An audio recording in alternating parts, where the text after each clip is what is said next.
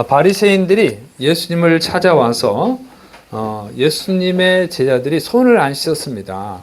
그러니까 이 랍비들의 전통대로 손을 씻고 음식을 먹어야 되는데 이 손을 안 씻고 더러운 손으로 음식을 먹었습니다 하고 제자들에 대해서 일러 바친 거예요. 그러니까 이제 바리새인들은 예수님도 망신을 주고 또 예수님의 제자들을 책망하기를 바랬던 거죠. 그런데 예수님이 그들의 기대와 달리 이렇게 말씀하십니다. 이사야 선지자가 너희처럼 외식하는 자들에 대해서 말씀했다. 근데 외식하는 자들은 쉽게 말하면 위선자예요, 위선자. 그래서 이 백성이 입술로만 나를 공경하고 마음은 떠나 있다. 사람의 계명으로 하나님의 말씀인 것처럼 가르치니 나를 헛되이 경배하는 것이다. 모세는 내 부모를 공경하라 했고 부모를 모욕하는 자는 죽이라고 경고했는데 너희는 부모님께 드릴 것을 고르반하면 됐다. 고르반은 하나님께 그 부모님께 효도할 돈을 하나님께 드렸기 때문에 부모님께 효도할 수 없다 이런 뜻이에요. 그래서 고르반했기 때문에 부모를 공양하지 않아도 된다고 가르치니까 너희가 하나님의 말씀보다 사람의 교훈을 더 중요하게 여김으로 인해서 하나님 말씀을 피하는 악을 행하는 것이다 하고 이렇게 무섭게 책망을 했습니다. 자, 예수님이 이 바리새인들을 이 책망하는 이 내용을 통해서 우리가 깨달아야 되는 것, 우리가 명심해야 되는 것은 뭐냐면 인간의 교훈이 아무리 대단하고 아무리 훌륭해도 하나님의 명령을 뛰어넘을 수 없다고 하는 것이에요. 하나님의 명령은 절대적 진리입니다. 그래서 반드시 순종해야 되는 거예요. 그렇지만 인간의 교훈은요, 그냥 상대적인 거고 사람에 따라 다 달라지는 것이죠. 그래서 이건 상대적 진리예요. 그래서 반드시 순종해야 되는 것은 아닙니다. 그런데 우리가 이제 하나님의 말씀보다 사람의 교훈이 더 와닿을 때가 있죠. 아, 이게 더 훌륭한 말씀이네. 이렇게 생각할 때가 있어요. 그것은요, 문제가 있는 거죠. 그래서 그런데 이런 사람들이 많아요. 그러니까 하나님 안 믿는 사람을 말하는 것이 아니라 하나님을 믿는 사람을 말하는 거예요. 이것은 굉장히 큰 문제고 죄입니다. 그런데 그런 경우가 많아요. 코로나 때 그랬잖아요. 우리가 교회에 가지 않고 집에서 예배 드리는 거, 핸드폰으로 TV로 예배 드리는 것이 이웃 사랑이다. 이렇게 말하는 신학자들, 목회자들이 있어가지고 그 말을 듣고 많은 성도들이 집에서 예배를 드렸습니다. 핸드폰으로, TV로. 그게 이웃사랑이니까. 왜? 코로나를 다른 사람한테 감염시키면 다른 사람이 죽을 수도 있으니까, 그건 다른 사람의 생명을 위협하면서까지 예배를 드리는 것이 하나님 뜻이 아니다. 이렇게 가르쳐가지고 많이 했는데, 그건 위선이죠. 왜냐면, 코로나가 이렇게 창궐 했을 때, 정말 다른 사람의 생명을 위험에 빠뜨리지 않으려면 어떻게 해야 돼요? 그러면 엘리베이터도 타지 말고, 그리고 버스도 타지 말고 전철도 타지 말고 식당에 가서 밥도 먹지 말아야죠. 근데 식당에서 밥 먹으려면 마스크를 벗고 먹어야 되니까, 그리고 커피도 마시지 말고 매 얘기해야 되니까, 또 직장에 가면 안 되죠. 직장에서 말하다 보면 다른 사람 감염시킬 수 있으니까. 근데 이걸 일주일 동안 다 하면서 주일날만 딱 와서 예배 드리는데, 그것도 마스크 쓰고 예배 드리는데 이게 그러면 이웃 사랑이 아니다. 이렇게 가르친 거는 완전 잘못된 거죠. 위선이죠. 위선이란 말이에요. 근데 이 위선자들의 말을 듣고 그렇게 예배를 드리는 사람들이 많았다는 거예요. 지금도 그렇게 예배를 드리는 사람들이 있죠. 그래서 집에서 예배 드리고, 놀러 가서 예배 드리고, 차에서 예배 드리고, 일하면서 예배 드리고, 편하게 핸드폰 듣고, 그건 예배가 아니에요. 그거는 시청이지, 감상이지. 예배라고 하는 것은 이 종이 주인을 섬기는 노동을 말하는 거예요. 그 예배의 뜻이 그런 뜻이에요. 그래서 예배 드리는 거 원래 힘든 건데 그렇게 엉터리로 예배를 드린단 말이죠. 그러니까 어떻게 돼요? 그러면 결국 영혼이 죽는 거예요. 그래서 성경은 뭐라고 되어 있습니까? 출애굽기 31장 14절 너희는 안식일을 지킬지니 이는 너희에게 거룩한 날이 됨이니라. 그 날을 더럽히는 자는 모두 죽일지며 그 날에 일하는 자는 모두 그 백성 중에서 생명이 끊쳐지리라. 그래서 이 안식을 우리가 이제 주일로 지키고 있잖아요. 이걸 안 지키고 예배를 안 드리는 것은 아주 무서운 벌을 받는 거예요. 그래서 그렇게 예배 드리면요, 불행해요. 하나님이 심판하시니까. 근데 그런 혹시 이 세상적인 심판을 안 받을지라도 결국 그 생명이 끝나버리는 겁니다. 왜? 지옥에 가니까. 그 하나님을 믿는 걸로 인정 안 하거든요, 하나님이. 그렇게 예배 드려서 하나님을 또 제대로 섬길 수 있겠어요? 자기가 좋아하는 그 목사 설교 돌려가면서 듣는 거? 그 하나님 말씀 우리가 듣는 것이지 내가 선택하는 게 아니거든요. 그 자기가 하나님이 되는 거예요, 자기가. 설교 잘하네. 찬송가대 찬송 잘하네. 감상을 하는 거잖아요. 그건 예배가 아니에요. 예배는 하나님께 드리는 거예요. 종이 주인에게 드리는 것이 예배다, 그게요. 그래서 신약 성경에서도 경고를 했습니다. 히브리서 10장 21절부터 25절. 또 하나님의 집 다스리는 큰 제사장이 계심에 우리가 마음의 뿌림을 받아 악한 양심으로부터 벗어나고 몸은 맑은 물로 씻음을 받았으니 참마음과 온전한 믿음으로 하나님께 나아가자. 또 약속하신 이는 미쁘시니 우리가 믿는 도리의 소망을 움직이지 말며 굳게 잡고 서로 돌아보아 사랑과 선행을 격려하며 모이기를 피하는 어떤 사람들의 습관과 같이 하지 말고 오직 권하여 그날이 가까움을 볼수록 더욱 그리하자. 그날이 가깝다는 것은 말세가 가까울수록 이 모이기를 피하는 자들이 나타난다는 거예요. 거기서 미혹당한다는 거죠. 그러면 지옥 가는 거예요. 그래서 그렇게 하지 말고 서로 돌아봐 사랑과 선행을 격려하고 자꾸 하나님 앞에 나아가자. 이렇게 만들어야 되는 거예요. 그래서 이미 다 예언이 되어 있습니다. 그런데 이런 그 하나님의 말씀보다 그게 정말 맞는 것 같잖아요. 다른 사람의 생명을 위협하면 안 돼. 그게 이웃사랑이야. 그런 것 같으네. 그러면서 일주일 동안 내내 세상에서 다른 사람 생명을 진짜 위협하는 일을 하고 이런 위선된, 모순된 삶을 살아가는 거예요. 근데 그 말이 더 진리처럼 들리거든요. 그게 하나님의 뜻처럼 들리거든요. 그래서 여러분 사람의 교훈은 조심해야 됩니다. 성경을 함부로 해석하는 것은 굉장히 위험한 일이죠. 그래서 이단에 빠진 사람들도 다 그래서 빠지는 거예요. 그런데 왜 하나님의 말씀보다 하나님 말씀을 왜곡한 사람의 가르침이 왜 더 진리처럼 들릴까요? 그 인간이 죄인이라서 그래요. 인간이 무식해서 그래요. 하나님의 진리를 깨달을 수 있는 능력이 안 돼서 그러는 거예요. 그 정도 이해력이 안 돼서 그래요. 그래서 여러분이 자녀를 키워보면 자녀들을 위해서 정말 여러분이 소중한 말을 했지만 자녀들은 여러분의 말보다 누구의 말을 더 잘 들어요? 친구들의 말을 더 잘 듣죠. 친구들이 정말 자기를 위하는 줄 알아. 그러면 이제 고등학교, 중학교 졸업하면 안 만날 친구, 고등학교 졸업하면 안 만날 친구, 대학교 졸업하면 안 만날 친구인데 그 친구랑 있을 때는 그 친구가 정말 자기를 위해서 하는 말인 줄 알아요. 그냥 미련해서 그런 거죠. 미련해서 그런 거예요. 이게 마찬가지예요. 우리 영적으로 미련하기 때문에 하나님의 말씀을 이게 진짜 진리의 말씀이고 우리를 사랑하시는 말씀인데 그렇게 못 알아듣고 사람들의 말이 달콤해 정말 훌륭한 말이야 이렇게 듣는 거예요. 그러면 죄를 짓는 겁니다. 여러분 예수님께서 십자가에 못 박혀 죽으셨잖아요. 예수님이 얼마나 은혜로운 말씀을 많이 하셨습니까? 그런데 그 시대 사람들이 바리새인들의 말, 대제사장의 말을 듣고 예수님을 못 박아 죽였어요. 그들의 귀에는 바리새인들의 말이, 서기관들의 말이, 대제사장들의 말이 더 달콤하고 그게 더 진리 같았거든요. 그럼 누가 진리입니까? 예수님이 진리죠. 그 깨달을 수 있는 능력이 안 돼서 그런 거예요.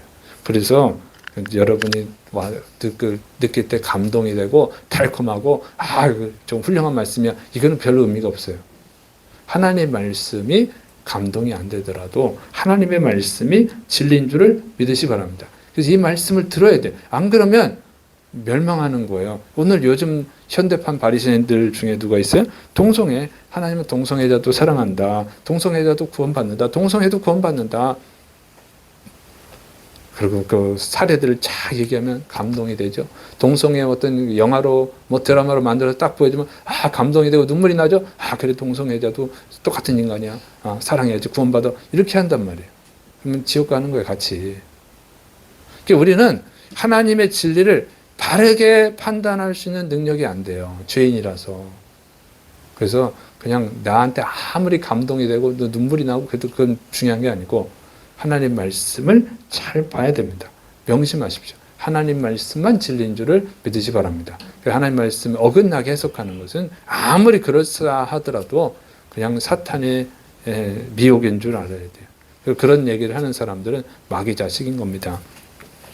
그래서 그 마귀 자식 따라가면 같이 지옥 가는 거죠. 그래서 여러분은 항상 아무리 달콤한 얘기라도 하나님의 말씀이 뭐라고 돼 있나 그걸 보셔야 돼요. 확인해 보시고 하나님의 말씀에 순종해서 구원받으시고 축복받으시를 축원합니다. 자, 그래서 예수님이 인간의 교훈, 그러니까 이게 바리새인들이 말한 이 전통이 그거예요. 성경 말씀을 자기들 나름대로 해석한 거예요. 이게 이제 전통이거든요. 이렇게 지키는 게 맞아. 근데 엉터리란 말이지. 근데 이 인간의 교훈보다 하나님의 말씀이 더 중요하다. 하나님 말씀에 순종해야 된다. 절대 순종해야 된다 하면서 예를 든 것이 부모 공경이었어요. 부모 공경. 그러니까 많은 예를 들 수 있는데 부모 공경을 예로 든 거죠. 그러니까 부모 공경이 왜 예로 드냐? 하나님이 부모를 공경하는 것을 정말 중요하게 여기기 때문인 줄 믿으시를 축원합니다. 부모에게 효도하기를 하나님 바라시는 거예요. 그래서 성경에 보면 부모에게 불효하면 저주를 막 쏟아붓습니다. 출애굽기 21장 17절 자기의 아버지나 어머니를 저주하는 자는 반드시 죽일지니라. 레위기 20장 9절 만일 누구든지 자기 아버지나 어머니를 저주하는 자는 반드시 죽일지니 그가 자기 아버지나 어머니를 저주하였은즉 그의 피가 자기에게로 돌아가리라. 살인하면 죄가 되잖아요. 근데 부모를 저주하는 자는 죽여도 그 죄가 안 된다. 그런 얘기예요. 사형을 시키라는 얘기입니다. 잠언 30장 17절 아비를 조롱하며 어미 순종하기를 싫어하는 자의 눈은 골짜기에 까마귀에게 쪼이고 독수리 새끼에게 먹히리라. 아주 너무 무섭죠? 골짜기 까마귀에 그 눈이 쪼이라는 거예요. 응? 독수리 새끼한테 몸뚱이를 뜯겨 먹혀라. 불효하면 이렇게 돼 있습니다. 그래서 이 조롱한다, 저주한다 이게 무슨 말이냐면 부모를 욕하는 경우, 부모를 진짜 저주하는 경우, 부모에게 말을 너무 함부로 하는 경우 이런 것을 말하는 겁니다. 그래서 요즘은 조심해야 돼요. 요즘은 이런 문화가 있어. 친구 같은 부모, 응? 이렇게 해가지고 부모랑 그 자식이랑 너무 친구처럼 해가지고 막 반말을 한단 말이에요. 반말을. 아주 위험하죠. 평상시 사이가 좋을 땐 괜찮은데 사람이 이 사이가 항상 좋은 게 아니잖아요. 부모 자식 간에도 사이가 좀 틀어질 때가 있고 또 기분이 나쁠 때가 있어요. 그럴 때도 평상시 반말했으니까 막 반말로 막 해야 흥분해가지고 그러면 뭐 진짜 친구한테 말하는 것 같기도 하고 어떨 때는 자기보다 어린 사람한테 말하는 것처럼 하죠. 자식이 부모한테 말하는데 남들이 보면 오해한다니까. 저 부모 자식인 줄 아는 사람은 괜찮은데 남들이 보면 저거 어린애가 왜 어른을 막 혼내지? 이렇게 오해받는 경우가 있어요. 그래서 이게 그렇게 막 흥분하고 화가 날 때는 다른 사람이 있으면 좀 그땐 존칭을 해야 되는데 평상시 계속 반말해가지고 다른 사람이 있거나 없거나 막 화나서 막 반말을 막 하는 거야. 그거는 이제 선을 넘어간 거죠. 그런 경우는 하나님이 미워하는 겁니다.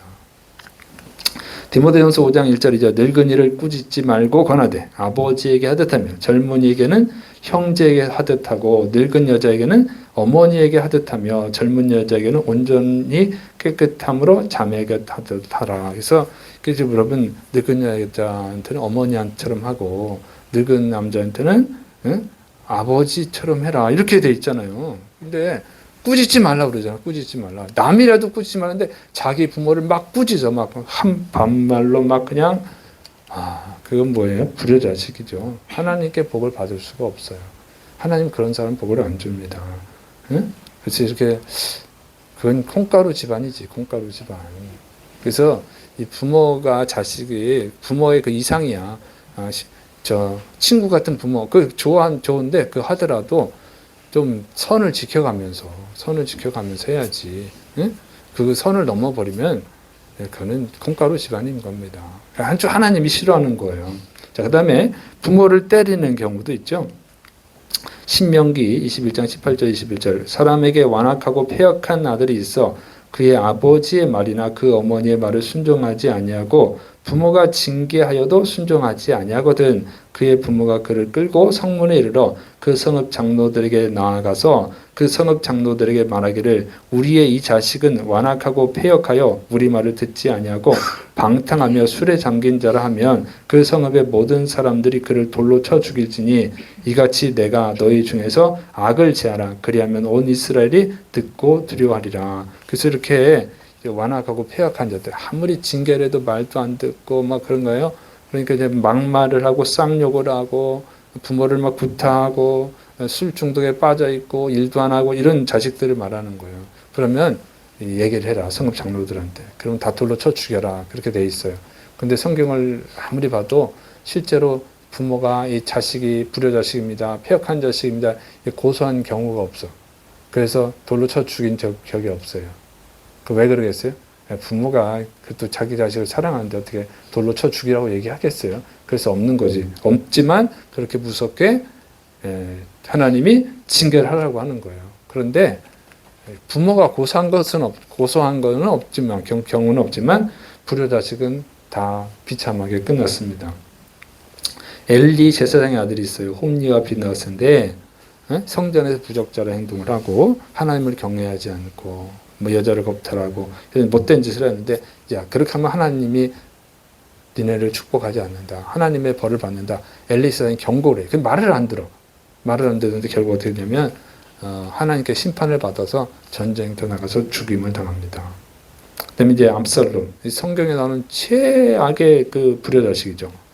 그래서 이 다윗 왕의 아들로 태어났잖아요. 근데 아버지를 죽이고 자기가 왕이 되려고 반란을 일으켜요. 그리고 아버지 후궁 10명을 겁탈을 합니다.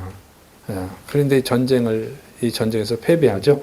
도망가다가 이 머리카락이 아주 아름다운데 길어서 나뭇가지에 걸려가지고 요압과 그 부하들에 의해서 여러 칼을 맞아가지고 한 방에 죽지 않아요. 굉장히 많이 맞고 죽임을 당하죠. 비참하게 끝납니다.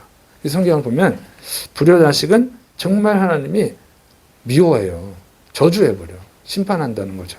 그래서 불효자식을 얼마나 싫어하느냐. 모세가 율법을 받았을 때 이 불효자식에 대해서 처벌하는 것에 동의하라고 합니다. 신명기 27장 16절. 그의 부모를 경멸히 여기는 자는 저주를 받을 것이라 할 것이요 모든 백성은 아멘 할지니라.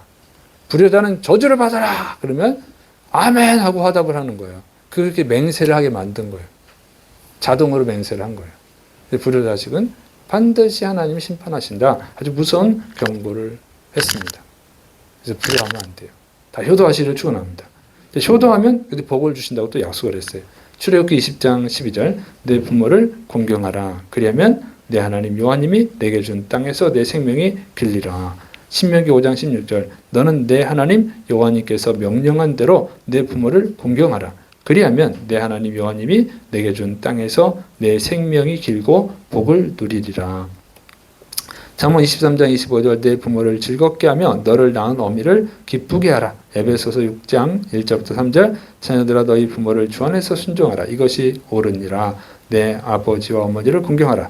이것이 약속에 있는 첫 계명이니 이는 내가 잘되고 땅에서 장수하리라. 그래서 이렇게 그 구약도 그렇고 신약도 그렇고 부모를 잘 공경하면 부모님께 효도하면 복을 준다는 거예요. 복을. 그러니까 불효하면 저주를 내리고 효도하면 복을 주겠다. 이렇게 하나님이 말씀하셨어요. 그러니까 얼마나 이게 하나님이 부모님께 효도하기를 바라는지를 알 수 있어요. 그리고 실제로 효도한 사람들은 복을 받죠. 요셉은요, 그 야곱의 아들이잖아요. 참 심부름을 잘해요. 아버지가 시키면 그 심부름을 정말 잘했습니다. 그래서 아버지한테 사랑을 받았는데 형들한테 미움을 받았죠. 그래서 애굽의 노예로 팔려갔지만 하나님이 어떻게 하냐면 이 효자 요셉에게 복을 주셔서 애굽의 국무총리가 되게 하시죠. 하는 일마다 잘 되게 해서 국무총리가 됐습니다. 이 국무총리가 됐는데 흉년이 왔잖아요. 형들이 그 식량을 사러 왔는데 복수하지 않고 돌봐주죠. 그래서 또 이 아버지 야곱이 또 감동을 받아가지고 축복을 하잖아요. 그 야곱의 아들들이 한 지파씩 갖게 되죠. 유다가 유다 지파가 되고 베냐민이 베냐민 지파가 되는데 요셉은 요셉 지파가 안 돼요. 요셉의 아들 에브라임과 므낫세 두 아들한테 한 지파씩 줘서 2배 축복을 받아요. 2배 축복. 그리고 요셉은 또 예수님의 모형이 되는 그 축복을 받았죠. 그래서 요셉이 효도해서 축복을 받았습니다. 또 다윗이 축복을 받죠. 다윗은 지난주에 설교했잖아요. 그 아버지 이새가 별로 다윗을 좋아하지 않았어요. 어머니도 그렇고.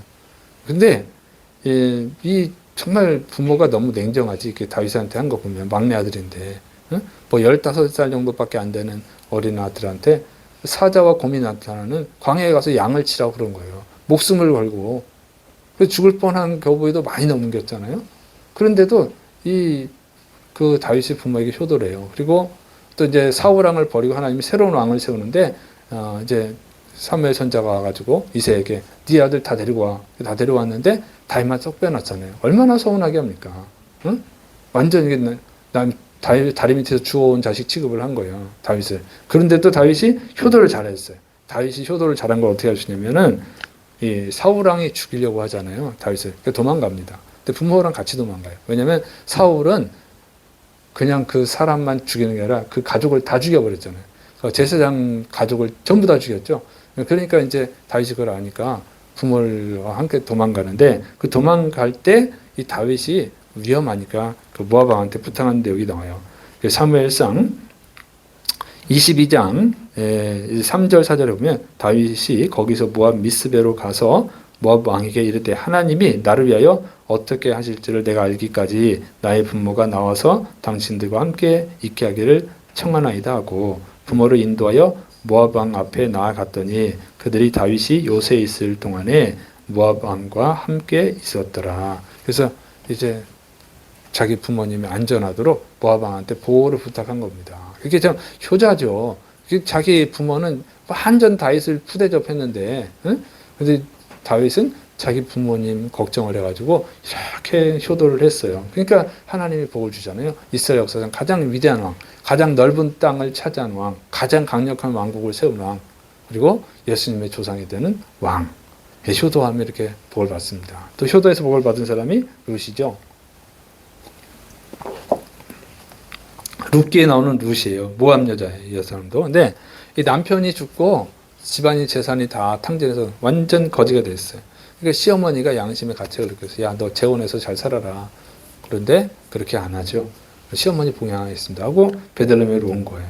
그리고 베들레헴에 와서는 이방 땅이죠. 모압 사람이고 이 베들레헴은 유다의 땅이니까 이제 이방 여자가 된 거잖아요. 이방 여자인데도 정말 거기서 시어머니한테 아무 일도 안 시킵니다.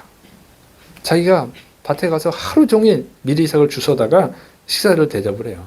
그러면서 시어머니 하나도 일을 안 시키고 또 속상할 얘기 안 하고 그렇게 합니다.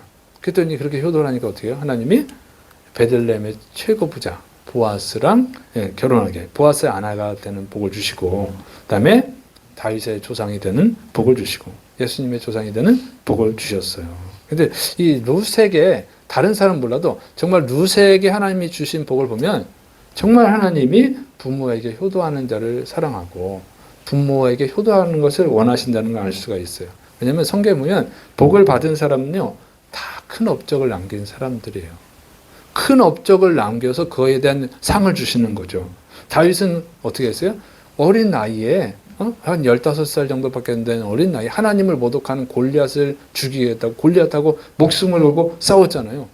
그건 정말 위대한 일을 한 거죠. 아무도 하나님을 모독하는 사람을 징계하지 않는데, 골리앗하고 싸우지 않는데 어린 아이가 어떻게 하나님을 감히 모독을 해? 하고 목숨을 걸고 싸웠어요. 하나님 감동되잖아요. 복을 주시는 게 당연하고. 엘리야 선지자는 어떻게 합니까?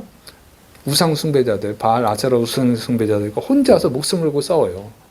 하나님 영광을 나타내려고. 하나님이 진짜 신이다. 이거 가르쳐 주려고.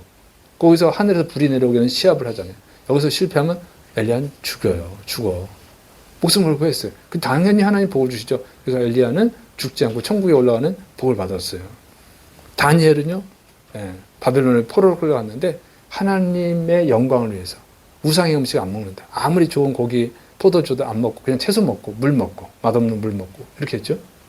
그리고 꿈을 정말 기가 막히게 해석하는데 해석하면 다 하나님이 가르쳐 주신 것이라고. 하나님께 영광을 돌리고. 기도하면 사자굴에 집어넣어 죽인다. 그 기도해버려요. 죽어도 돼. 하나님께 기도하는 게 더 중요하지. 하나님께 예배드리는 게 더 중요하지.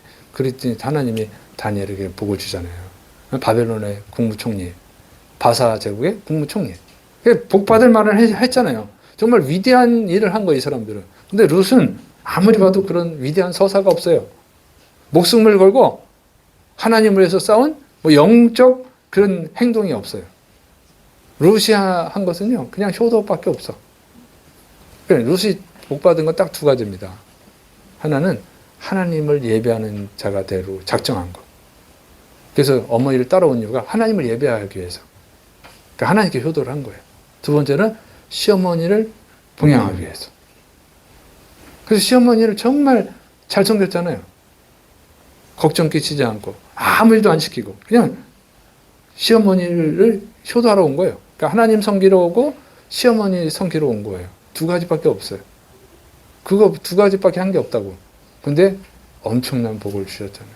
그러게 이런 거 보면 정말 하나님을 위해서 목숨을 걸고 싸우는 것만큼 룻에게 복을 주신 거예요. 효도했다고. 효도하시를 축원합니다. 효도하는 게 복받는 지름길이에요. 제가 보니까 정말 효도가 복받는 지름길이다. 그래서 여러분이 하나님을 잘 믿는다고 생각하는데도 복을 못 받았다면 효도를 하고 있는지 점검을 해야 됩니다. 먼저 하나님께 효도를 하는지. 하나님께 효도하는 게 뭐예요? 기본이 예배 잘 드리는 겁니다. 믿습니까? 예수님께서 전도하셨잖아요. 전도하시면서 전도한 이유가 뭐라고 그랬어요? 요한복음 4장 23절 24절 아버지께 참되게 예배하는 자들은 영과 진리로 예배할 때가 오나니 곧 이때라. 아버지께서는 자기에게 이렇게 예배하는 자들을 찾으시느니라. 하나님은 영이시니 예배하는 자가 영과 진리로 예배할지니라. 그래서 예배를 잘 드리는 게 기본이에요. 기본.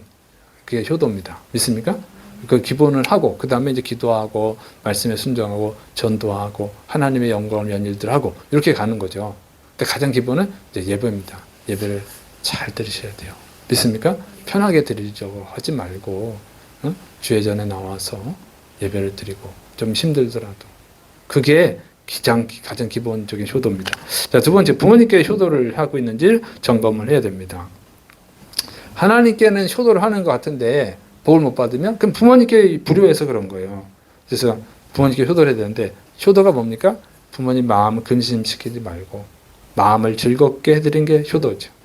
그러니까 학생은 열심히 공부하고 성인이 되면 열심히 일하고 학생이 공부 안 하면 부모가 근심하잖아요. 이제 졸업을 했는데 일을 안 하면 부모가 근심하잖아요. 그럼 불효죠. 부모님이 속상해야 할 일 하지 말고 부모님이 부끄러울 일을 하지 말고 부모님이 자랑스러울 일을 하는 것이 효도죠. 그래서 살다 보면 어려운 일도 있어요. 어려운 일이 있더라도 가능하면 혼자서 해결하려고 그래야지 부모의 도움을 받으려고 하면 그건 불효입니다. 어린애처럼 어린애는 얘기해야 돼요. 성인이 아니니까 혼자 해결할 수 없는 일들이 많으니까. 그런데 그렇게 속상한 일을 하면 어떻게 해요? 부모님 마음이 불편해지잖아요. 직장에서 일하는데 어려운 일을 당했어. 그 얘기하면 부모님 마음이 편합니까? 불편하지. 결혼했는데 부부싸움을 해서 그 얘기를 하면 부모님 마음이 편합니까? 불편하지. 그게 다 불효예요, 불효. 응? 그리고 부모님한테 자꾸 일 시키고, 부모님이 이제 쉬어야 되는데 자꾸 일을 시키면 어떻게 해? 그건 불효죠. 그리고 부모님께 손 벌리는 거, 그 불효입니다. 요즘은 이게 대학을 졸업하고 취직을 했는데도 부모님께 손을 벌리는 경우들이 있어요. 그건 불효입니다. 더한 거는 결혼한 후에도 도와달라고 그러는 거예요. 그건 정신 연령의 문제죠.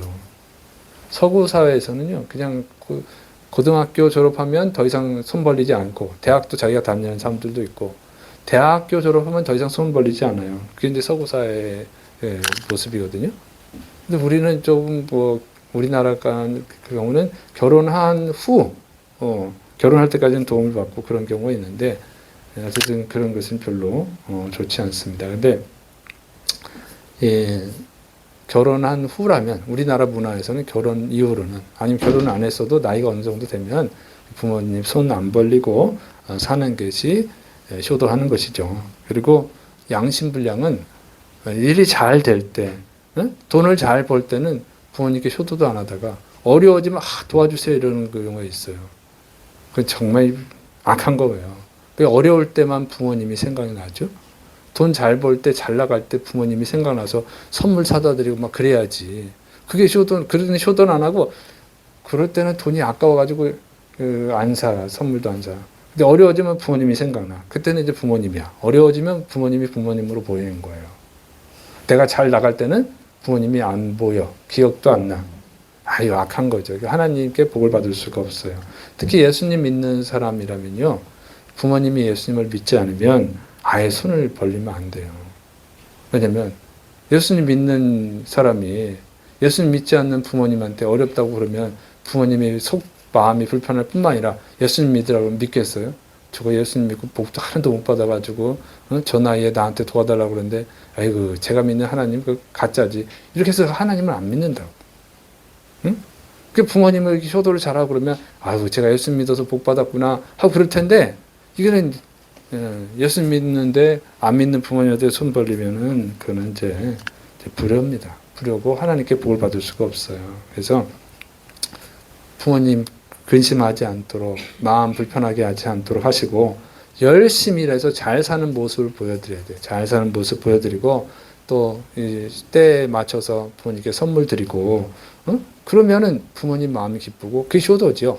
그러면 하나님이 복을 주는 거예요. 믿습니까? 그러면 하나님 복을 준다고. 성경에 나와 있잖아요. 부모에게 효도하면 복을 준다고. 제 경험을 얘기하면 제가 전도사 사례비 한 25만 원, 30만 원 받을 때 제가 어머니 연금을 3만 원을 드렸어요. 그래서 지금 드려서 그 연금 혜택을 받고 있어요.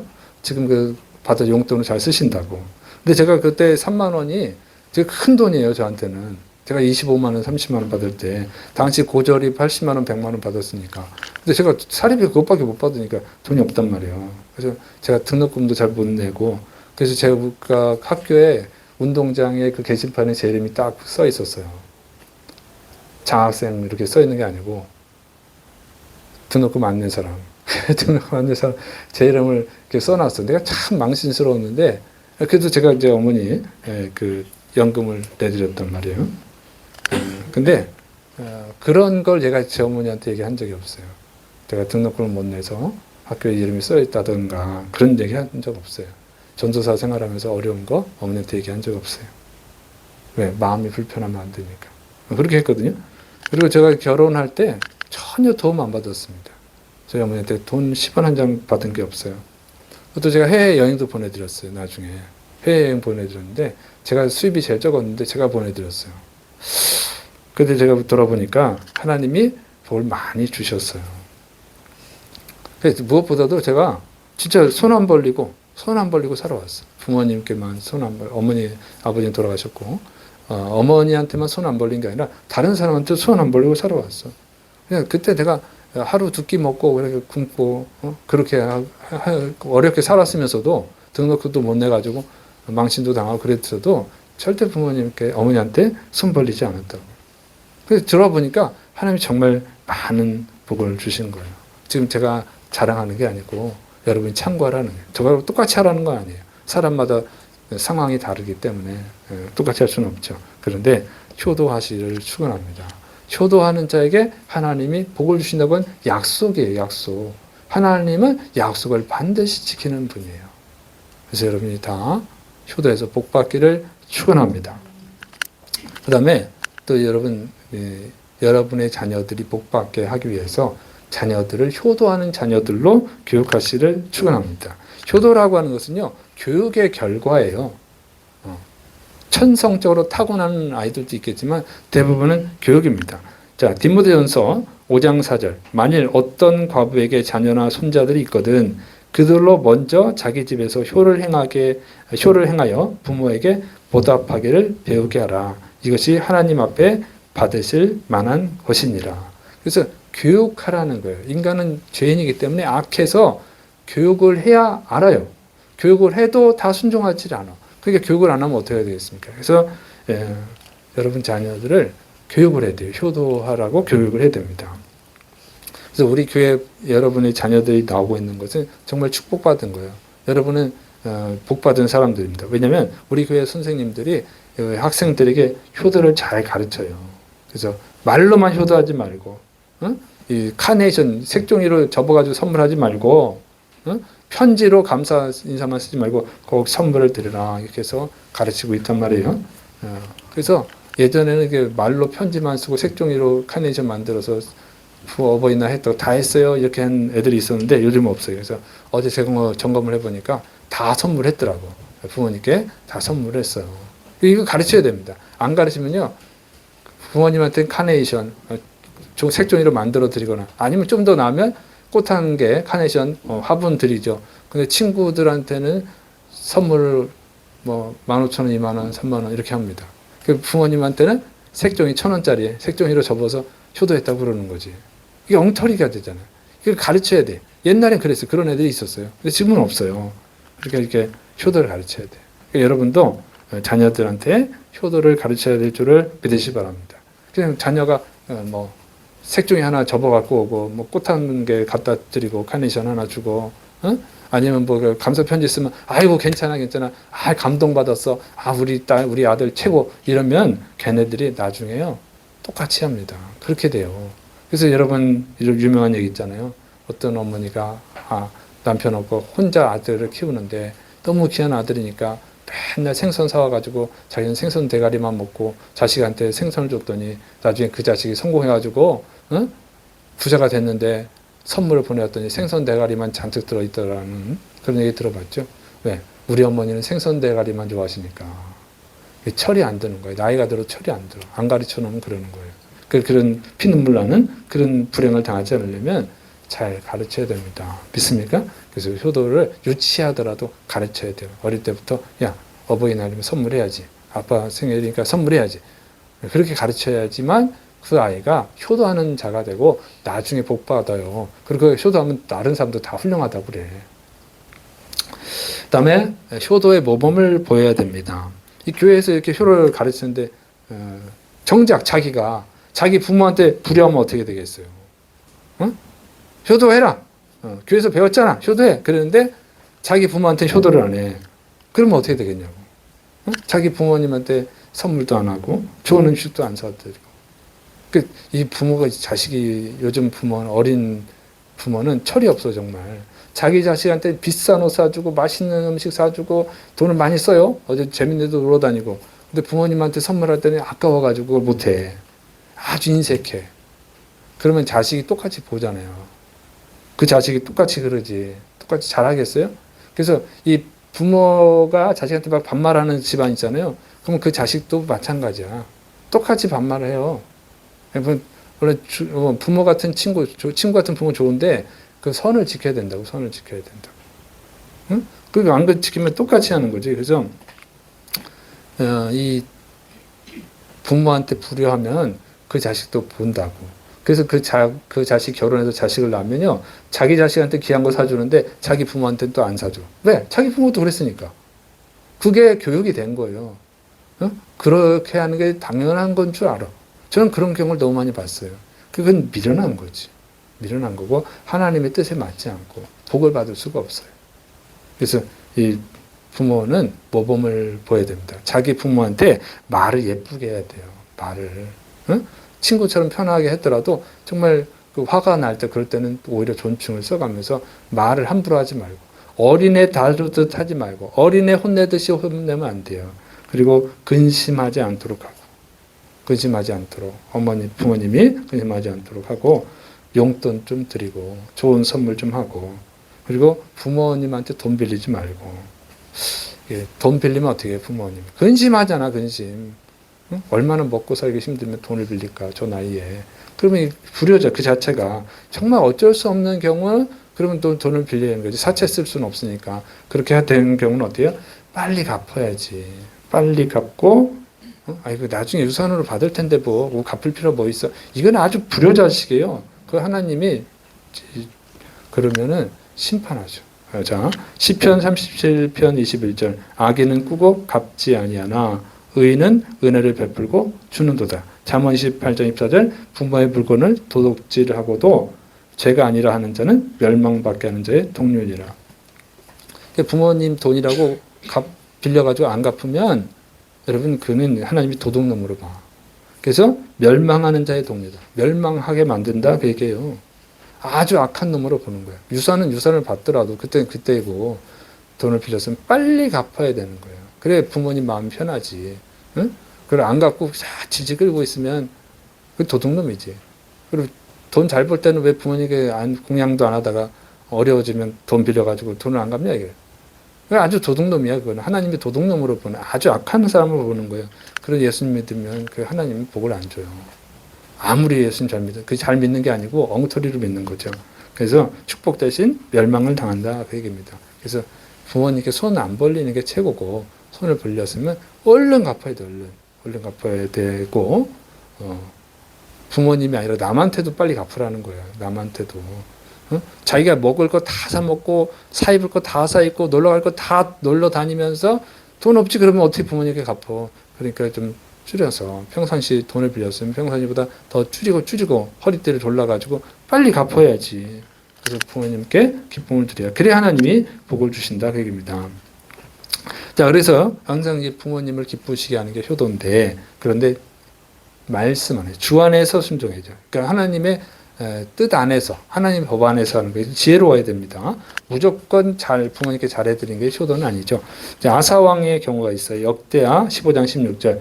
아사왕의 어머니 마아가가 아세라의 가증한 목상을 만들었으므로 아사가 그의 태우의 자리를 폐하고 그의 우상을 찢고 기드론 시내가에서 불살랐으니, 이렇게 되어 있습니다. 그래서 이 아사 왕의 어머니가 우상 숭배를 했거든요.